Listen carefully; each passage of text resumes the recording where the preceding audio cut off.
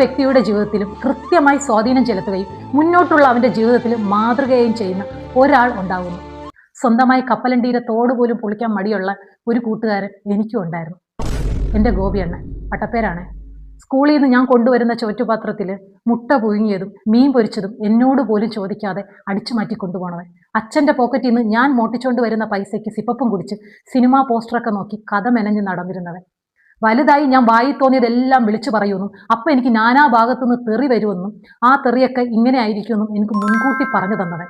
ആ തെറിയുടെ അർത്ഥമൊക്കെ എനിക്ക് കൃത്യമായി മനസ്സിലാക്കി തന്നവൻ. ഒടുവിൽ സ്റ്റാൻഡപ്പ് ചെയ്യാൻ വേണ്ടി മഴവിൽ മനോരമയിലേക്ക് വണ്ടി കയറുമ്പോൾ എൻ്റെ ബാക്കി ഉണ്ടായിരുന്ന പൈസ പോലും അടിച്ചു മാറ്റിക്കൊണ്ട് പോയവൻ.